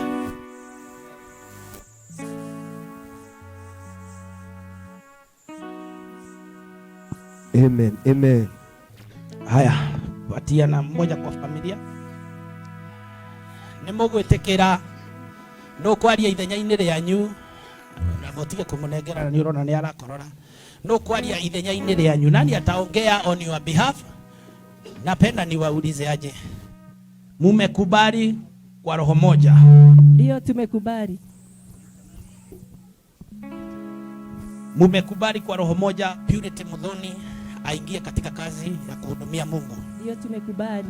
Mumemwachilia kwa roho safi? Ndio. Akiwa katika mkutanyiko wa watu wa familia, mtakuwa mkimtambua kama mtumishi wa Mungu? Ndio. Unajua kuna wakati mwingine watu wanakutana katika familia. Kitamba yangu iko wapi? Kuna wakati mwingine watu wanakutana katika familia, unakuta huyo mtu apatikani saa hiyo. Nimukamurakarira. Acha tutikamurakarira. Unakuta mahali pengine anahitajika sana, lakini kwa sababu labda kulikuwa na huduma kwa kanisa kama hii na ni lazima atumike, mtamkubalia? Ndio. Asante, Mungu akubariki. Tuwapigie makofi. Amen. Haya. Hii ndio ile ordination nimeona nzuri sana. Nimeweka wakfu hata wadada wengi. Lakini siku ya leo niko na furaha tele. Manake huyu dada hajajileta peke yake. Ni agiroigire muthurire ucio tigana nake. No we uhotanite gukira atumia ngiri. Muhurire iruhi. Agatea muthuri wake na akamuteithia kigongona-ini kia Ngai. Umekubalia mke wako kumpeana katika huduma? Ndio, nimekubali. Mungu na akubariki. Tupigie Bwana Yesu makofi. God bless you. Simama hapa Pastor Mboro. Nitaingia lango lake nasio moyoni, nitaingia kwa shangwe, nitasema. Weka pilo hapa.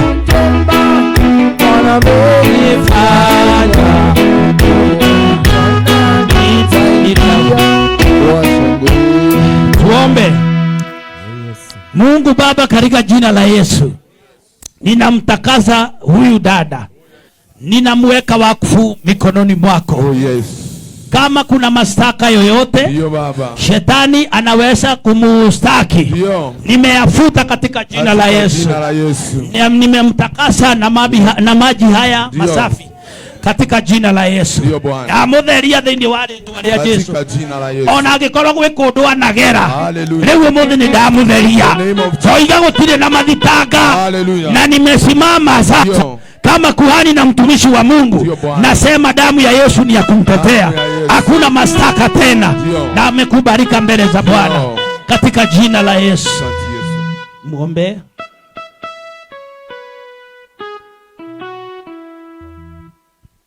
Nataka niweze kuombea. Baba, katika jina la Yesu Kristo, mfalme mwema, tunakushukuru mara tena Jehova Baba kwa jinsi ambavyo Bwana umetutendea. Tuakabidhi Baba Purity mikononi mwako Mungu, tunapomteua akawa kuhani wa Bwana katika jina la Yesu. Kubali hii dhabihu ambao Bwana tunakutolea mfalme mwema, ndiposa Baba Mungu wa Israeli ukajihidhirisha ndani yake.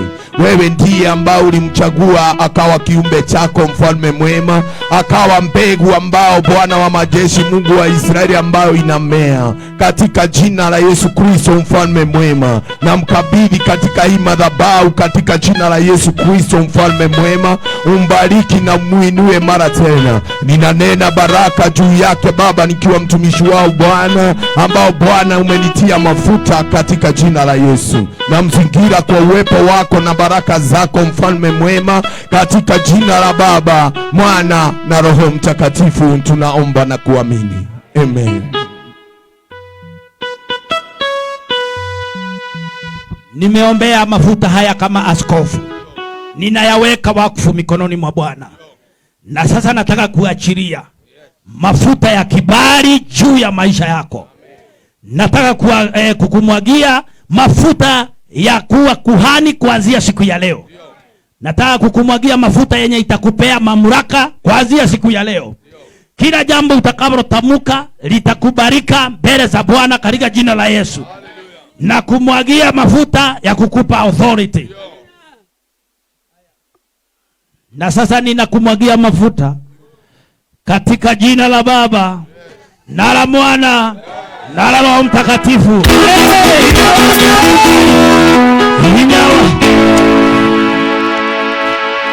Hinyawangai harokare mshere bosaya yere akarana la mazero nae yendo mose katayena.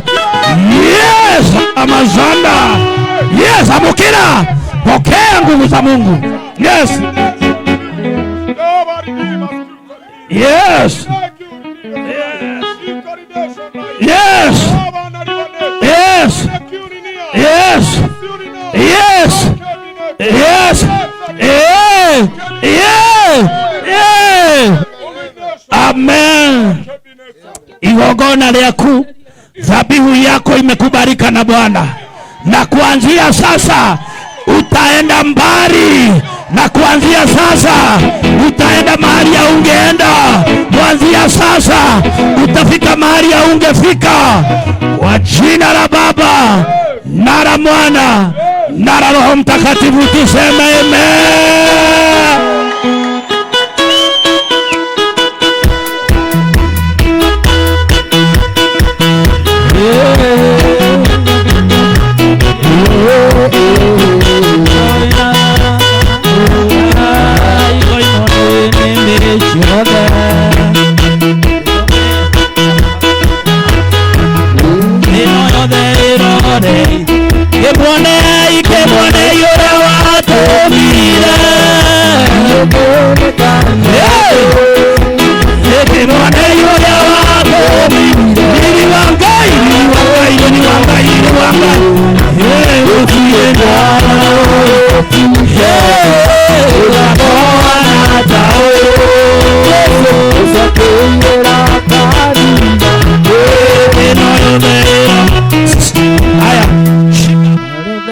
Shika hapo mchungaji, na mimi hapa na Pastor Mboro, na mutikamokerie takahuti kaora muno.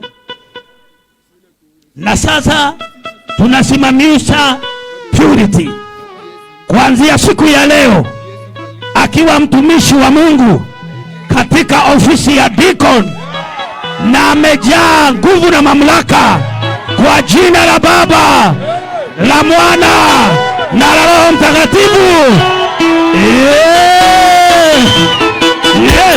Shikiliani hapo, shikiliani hapo.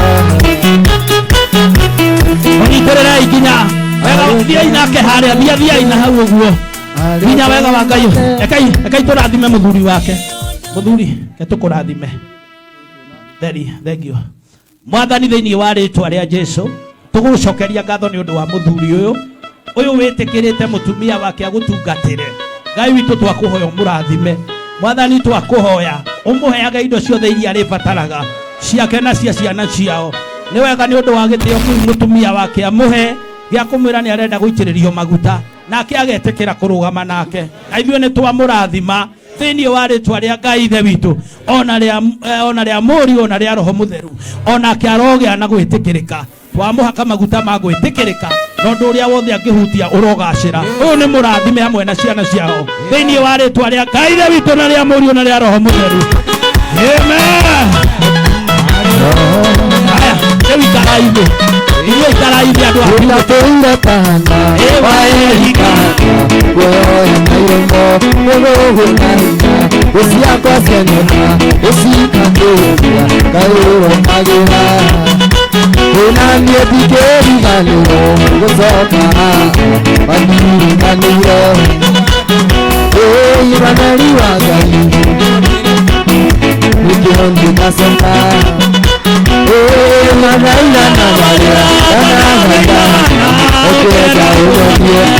Ngiaga Nina ndoe wazokia Obiorando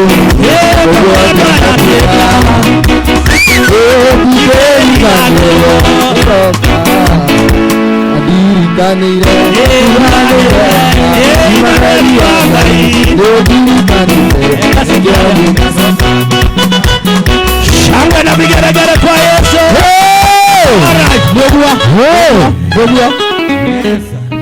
Sasa wachungaji, position yourself again. We are about to receive another one. Yes. Tunataka kuweka mwingi.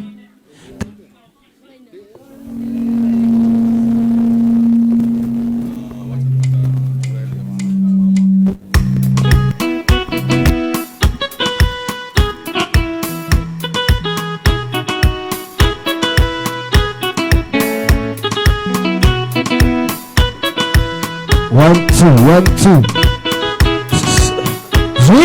Zuia. Napenda niletewe Pastor Frida. Haya nashioge abai modhi ogua. Pastor Frida.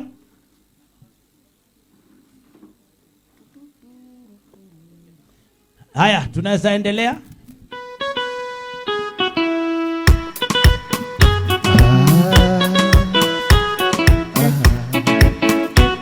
Ndiroragera iguru Ndera kwena nduma ngoro yakwega kena Donari wa Ngai aigira kũgĩa nduma na kiuga kũgĩa theri nĩguo rĩrĩa twacũna tũkona riri waku ewe Ngai mwĩoneri woneire Iburahĩmu ndũrũme ewe Ngai mwĩoneri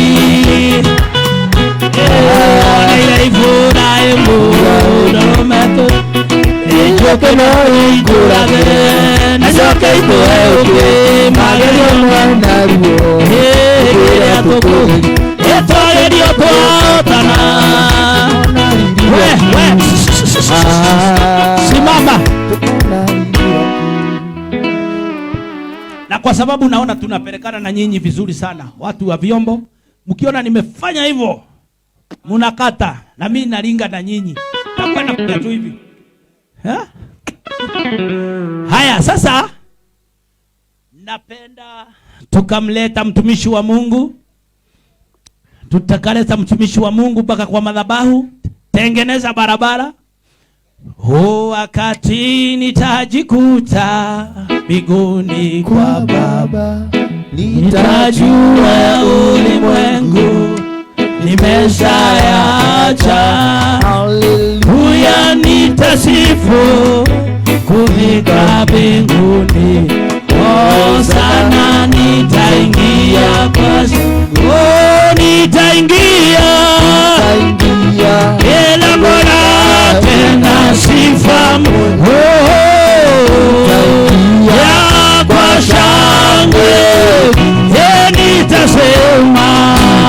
Nitasema shema Bwana ameifanya. Sana nitaingia kwa shangwe. Jehova Mungu, naombea huyu mtumishi wako. Hii barabara anaipita hajawahi pita tena. Hii ofisi anaingia hajawahi fanyia kazi hapo tena. Namuombea neema yako. Neema yako imbebe. Neema yako imfikishe mpaka mahali umemuita. Ninaondoa vizuizi kwa barabara. Ninatengeneza barabara laini katika jina la Yesu. Nitaona watakatifu manabii wote, hata mitume siku hiyo nitawaona. Huya nitasifu kufika mbinguni. Sana nitaingia kwa shangwe. Okay, mic yangu. Mic yangu. Habari zenu? Muko salama? Sasa napenda kuwauliza, mumemkubalia huyu dada yenu aingie katika kazi ya kumhudumia Mungu? Mumekubali? Nani ataongea kwa niaba yenu? Bwana Yesu asifiwe. Amen. Bwana Yesu asifiwe. Amen. Tumekupalia data yetu Frita. Yes. Afanye kazi ya Mungu. Yes. Na Mungu ampe maarifa. Yes. Na maakili ya kufanya kazi yake. Amen. Haya, tumpigie Bwana Yesu makofi mazuri. Na huyu amekuleta kwa ukaribu ni nani? Hata we umekuja na bwanako. How blessed you are. Hata we mzee umejaribu.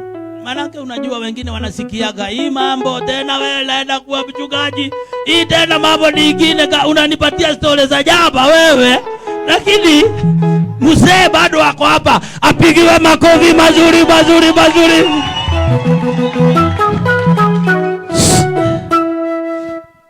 Bwana Yesu asifiwe. Amen.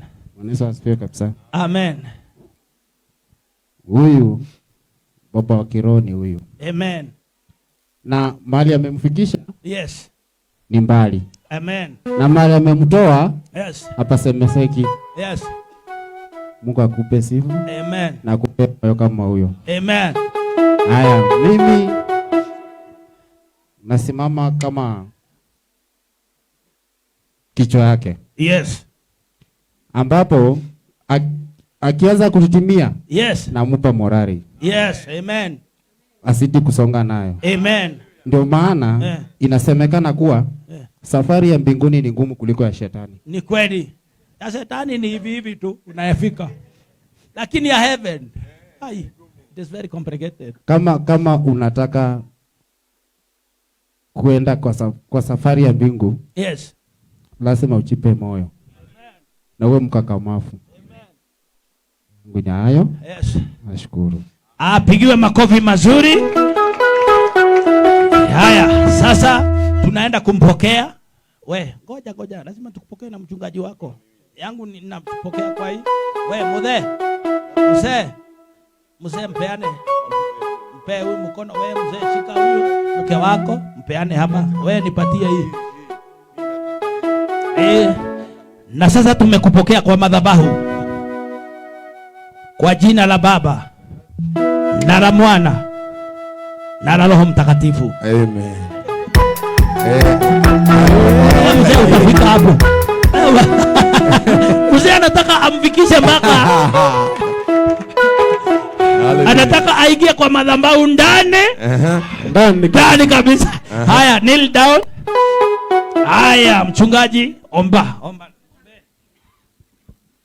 Baba, katika jina la Yesu Kristo, nimeleta huyu dada, Mungu wa rehema Bwana, mbele ya mambo yote tunajua umemweka wakfu Baba, lakini tunamuombea ushindi katika jina la Yesu Kristo. Tumefungua anga yake Baba, ikawa anga iliyo na upenyo Baba, ili akaweza kufika mahali ambapo hakutarajia. Mungu wa rehema Bwana, Jehova, nimefungua milango yote iliyofungwa na adui katika jina la Yesu Kristo. Ninanena wema wako Bwana Baba ukawa juu yake. Ninaomba ushindi mkubwa Baba ukaonekana Baba katika jina la Yesu Kristo. Kuanzia dakika hii Baba akapokee neema mpya, na ni katika jina la Yesu Kristo tunaomba na kuamini. Amen. Na sasa katika jina la Yesu na kutia mafuta haya, yawe ni mafuta ya kibali, yawe ni mafuta ya kufunguliwa milango katika jina la Yesu, yawe ni mafuta ya ushindi. Ninatangaza kuanzia siku ya leo, mahali popote utakanyanga, milango ikafunguke. Yes. Nimekutia wakfu siku ya leo. Yes. Kwa jina la Baba na la Mwana na Roho Mtakatifu. Haleluya. Emmanuel kaiwa kuhena ive kuko kidale delao. Tunataka kuomba. Baba, katika jina la Yesu Kristo tunakuja mbele zako mara tena Jehova. Asanti Bwana wa mabwana kwa jinsi ambavyo Bwana umetenda. Ni kwa rehema yako Jehova Baba umetufikisha mahali hapa Bwana. Baba, mtumishi wako Frida mkabidhi mikononi mwako Bwana. Jehova Baba, Mungu wa Israeli ametiwa mafuta. Wacha ile mafuta ikaanza kufanya kazi.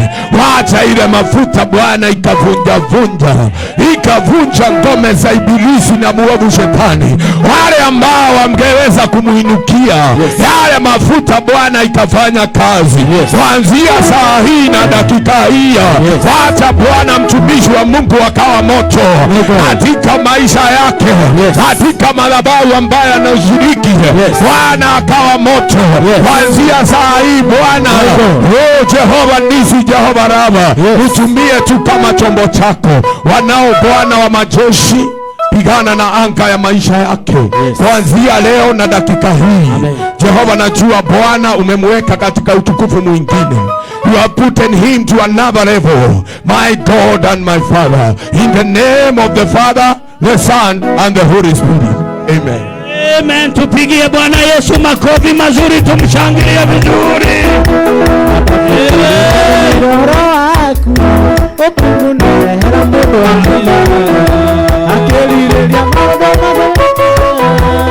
Haya, sikiliza. Naona wamama mmejipanga vizuri. Tunataka kumwamusha sasa. Yes.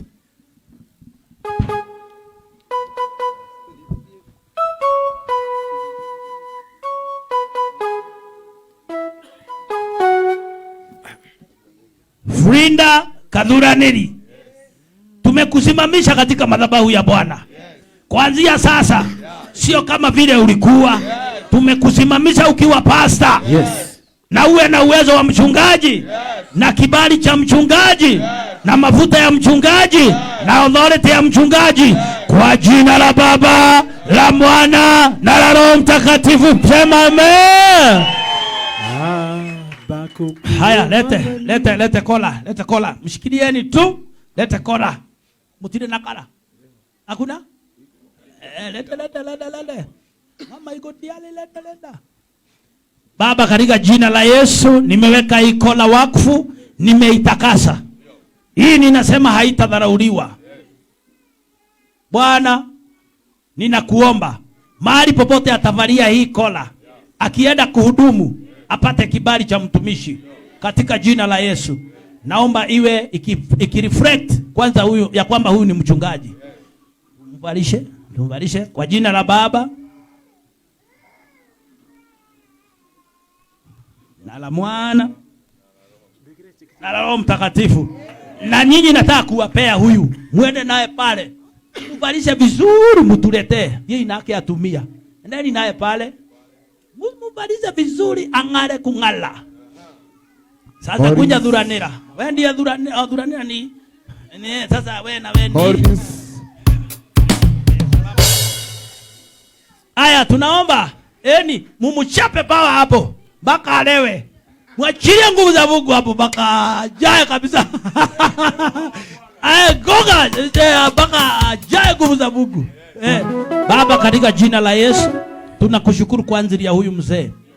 Huyu mzee amekuwa akimshikilia mke wake na kumtia moyo akuje kwa nyumba yako.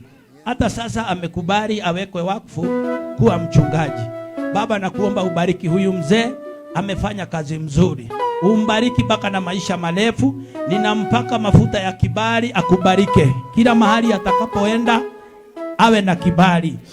Kila mchale ikirushwa kumuelekea, nimeipindua mara 7.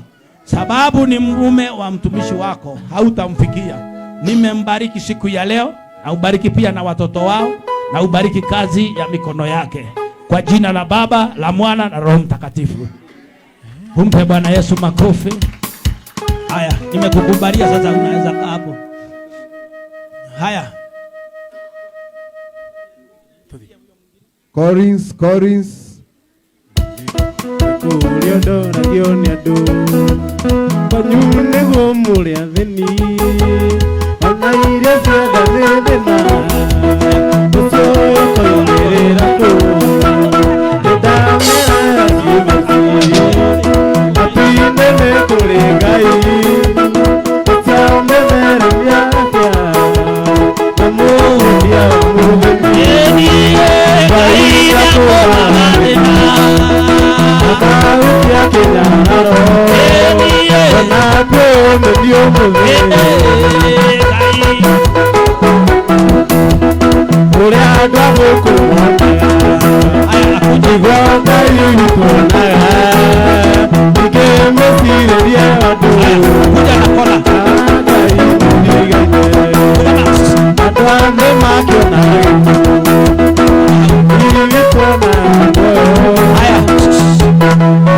Tumekupokea tena kwa madhabahu katika jina la Yesu.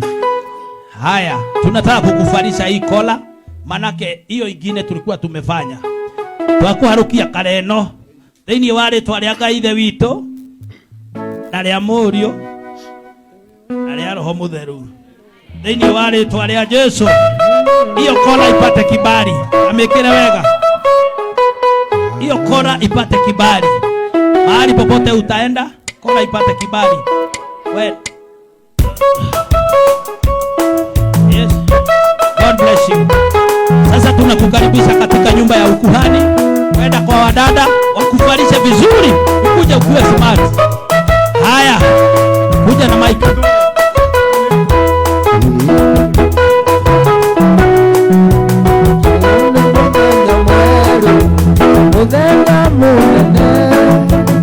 Amen. Asante Baba, katika jina la Yesu tunamuombea huyu mtumishi wako. Hii barabara anapitia ya kuwa mchungaji hajawahi ipita tena. Mungu, tunamuombea neema. Wega wa Ngai uria utumaga mundu ahote gutura ndungata yaku niguo twahoera ndungata eno. Ona aria angi othe mana muro maria tungatiri mambiriirie me handu o hanini, tunamuombea akaweze kuenda mbali na akaende level za juu katika jina la Yesu. Ninaitakasa barabara hii. Hii barabara anaenda kuingia ya kufanyika mchungaji. Ninasema hii barabara iwe nyoofu, pasiwe kizuizi hata kimoja katika jina la Yesu. Wakati nijajikuta mbinguni kwamba nitasema ya ulimwengu ni ya aja, haleluya, nitasifu kufika mbinguni. Hosana, nitaingia, oh nitaingia, nitaingia lango lake na sifamu,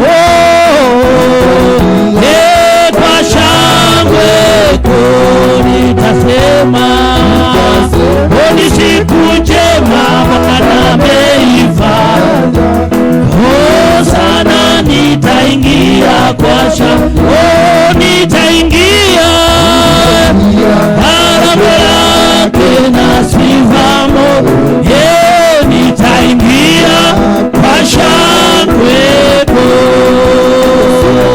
nitasema njema Bwana ameifanya. Nitaingia kwa nitaingia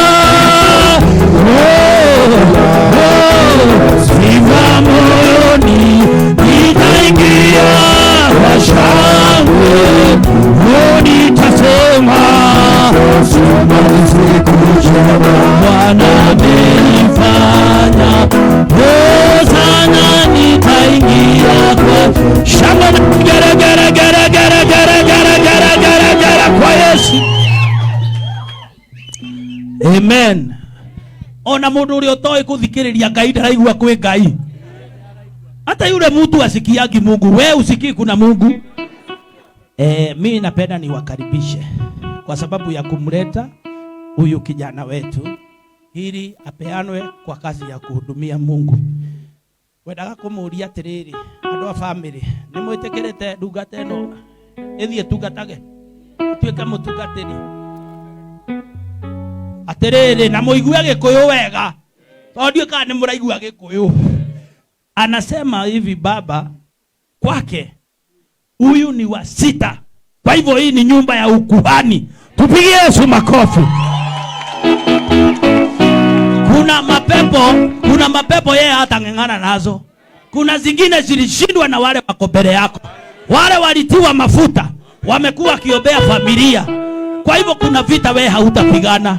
na kwĩ magerio te kũgerio namo tondũ acio me mbere nĩ mahotanĩte thĩinĩ wa rĩtwa rĩa Yesu.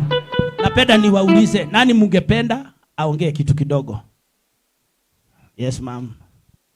Nĩ ngatho ndĩracokia kwĩ father na mabisobu mothe nĩguo na mabadiri nĩguo tondũ ũrĩa ndona mũnyitĩrĩ nĩ ndona mwana ũyũ nĩ twamũnengera arĩa twamũnengera nĩguo tondũ nĩ ndona gũkũ kwĩna andũ nginya mena ũhoro wa Ngai nĩguo na harĩa atigĩtie no mũgũthiĩ mũkĩmũthomithagia nĩguo na nĩ egũthiĩ noguo.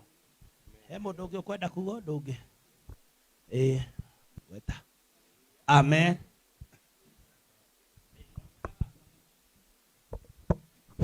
Na nĩ ndĩ brother yake na ndakena mũno kuona twongerera mũthigari ũngĩ wa Kristo Jesu tũrĩthiaga ita-inĩ twĩ hamwe, ngakena ngamenya o wega atĩ ona thĩinĩ wa mũciĩ nĩ kwagĩa na njamba ĩngĩ.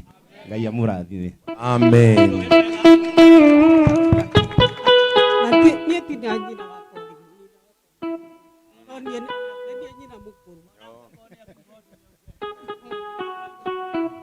Nĩ gũkena ngenete nĩ ũndũ wa kiugo kĩu kĩramũharũkire na ngagĩkena mũno ngakĩona atĩ no atongoragio wega. Ngai amwamũkĩre. Shosho anasema Mungu amkubali. Akubarike. Amen. Na sisi mapadri tumempokea katika kikundi cha makuhani katika jina la Yesu. Na nimemwambia hivi, hallelujah, kuna vita hawa wamepigana ya kwamba wewe hakutapigana. Ona nile ya hoyaga ni hoyagira andũ aitũ. Kwa hivyo wewe utakuwa na kazi nyepesi kidogo, lakini usilale. Amen. Hallelujah. Amen. Na sasa ninaenda kukupokea katika madhabahu. Kuosa ime matheru nduwe wiki wagereire Jehova Ngai gutireta enie kuosa Ngai nĩ tucokerei ona ingĩthiũrũra ingĩenda kwehana ta inyuĩ nĩ mũranyita. Haya we unajua tunakaribishwa Burundi na mchungaji huyu cheza na yeye huyu. Hii ni sherehe imekujwa na wachungaji wa kimataifa, sawa sawa. Kwa hivyo hapa hakuna eti sijui tupigie Yesu makofi. Tukiitwa Burundi tunataka tukifika huko tuhakishe ile moto bado fika huko. Kama tutaenda na basi mzima ai akere kuthie kuria kugoca Ngai ngorekenete meciria makwa me matheru tondũ we wiki wagĩrĩire Jehova Ngai gũtirĩ niwe nowe wiki wagĩrĩire we nowe wiki tũinamĩrĩra we nowe wiki mũnene wa ita na tũbararia na twaku Rũrĩmĩ rwakwa rũribũraga ũhoti waku rũbarũreke irũkinye hau. Caria irũmbo rũkũmenywo nĩ andũ othe. Hallelujah. Taruta iratũ ici toa hiyo viatu bwana. Na kutakaza katika jina la Yesu. Kila mapito yote ambao umepita nimekutakasa katika jina la Yesu. Yes. Gutire challenge wala mastaka yatasimamishwa na shetani. Yes. Hata kama ulitenda nini, yes, ama nini, yes, tumekusamehe. Amen. Na Mungu amekusamehe. Na tumekutakaza. Nimesimama kwenye pengo, yes, na nikasema umeondolewa, yes, makosa yako. Yes. Na kuanzia saa hii, yes, wewe ni mtumishi wa Mungu. Yes. Katika jina la Yesu. Yes. Wacha tuombe. Baba Mwenyezi Muumba mbingu na dunia, tunakuja mbele zako mara tena Jehova. maana huchoki Bwana wa mabwana, tukikuita mfalme mwema. Twaombea brother Collins Bwana wa mabwana, Mungu wetu na baba yetu, tunapomtilia mafuta mfalme mwema, Mungu wa Israeli Baba, katika jina la Yesu Kristo Bwana wa mabwana, ukubali Jehova Baba dhabihu ambao tunaenda kutoa mfalme mwema, ikakubalika mbele zako mfalme mwema, ukasikia harufu nzuri, ukasikia manukato mazuri, katika jina la Yesu Kristo mfalme mwema. Tunamuombea kuanzia sasa na dakika hii Bwana wa mabwana, mtie nguvu na mamlaka yako Baba ya kubomoa na kung'oa, maana umetupa nguvu katika jina la Yesu. Kuanzia saa hii na dakika hii, ninajua mafuta ina nguvu, ninajua mafuta inaweza, ninajua mafuta ina upako, mafuta inachoma. Wacha Jehova Baba hii mafuta ikafanya kazi. Rika baganda raba shakara baganda, rika ya maganda raba bori ya basaya raba ganda, ori ya neta hadi ya konta, ibi neta hadi ya konta, rika ya nterebona ramazaya. Tunamkabidhi mikononi mwako Bwana. Shukisha Jehova uwepo wako, shukisha mamlaka yako Jehova Baba, Jehova Mungu Mwana, Jehova Roho Mtakatifu. Tunaomba ya kwamba Bwana utatenda, na ni katika jina la Baba, la Mwana na Roho Mtakatifu tuomba na kuamini. Haleluya. Ninanenea mafuta haya ndoigamagie na moyo wa Ngai. Hili siku ile atakapoombea mtu mgonjwa, haya mafuta yakafanye kazi katika jina la Yesu.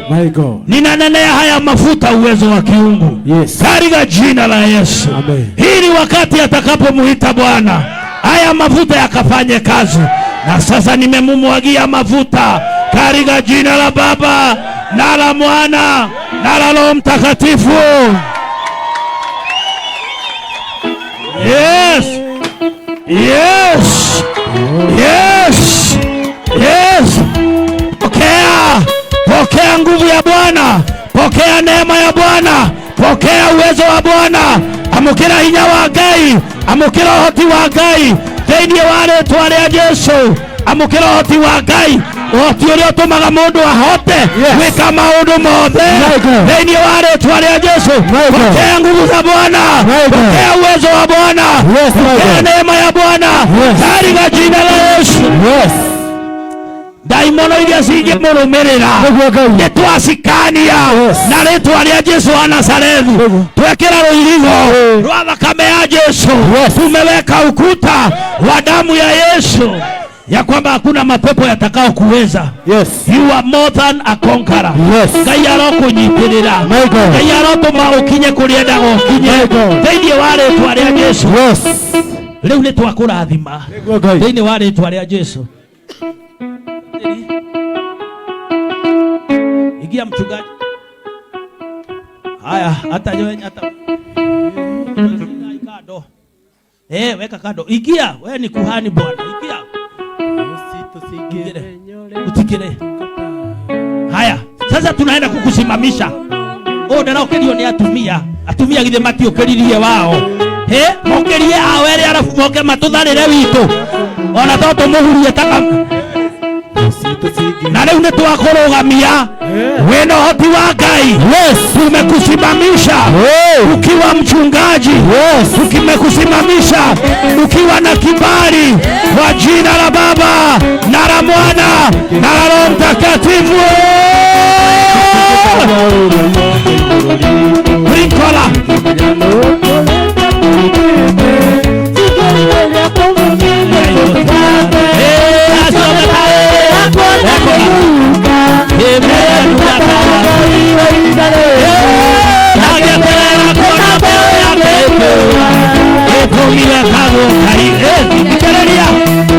Mwadharini twarathima koreno. Tumeibariki mahali popote atavaa, akipita apewe heshima ya mchungaji. Kama kuna watu wanazuiwa kuingia, akikuja akiwa amevalia hii kola, afunguliwe hayo marango katika jina la Yesu. Tumemfarisha kola hii, apokee kibali katika jina la Baba na la Mwana na la Roho Mtakatifu. wakogire Amen. Sasa mama haya yeye inake na haria mpake endeni mumupake endeni mpake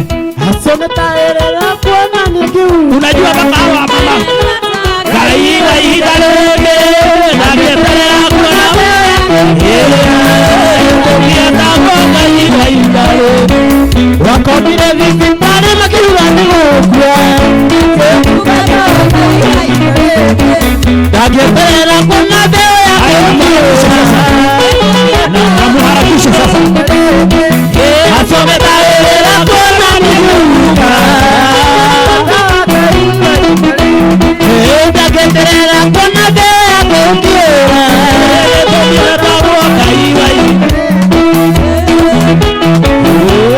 aya ikia bwana hivi aterere ona mtakwenda karoboka agetabe winyo guoro kahora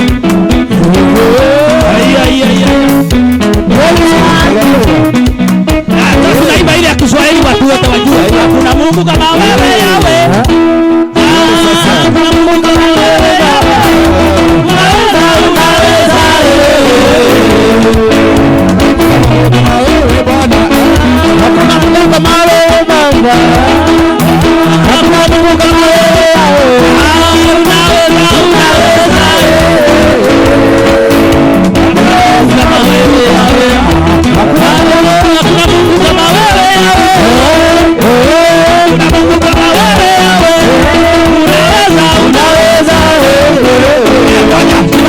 Simamisha.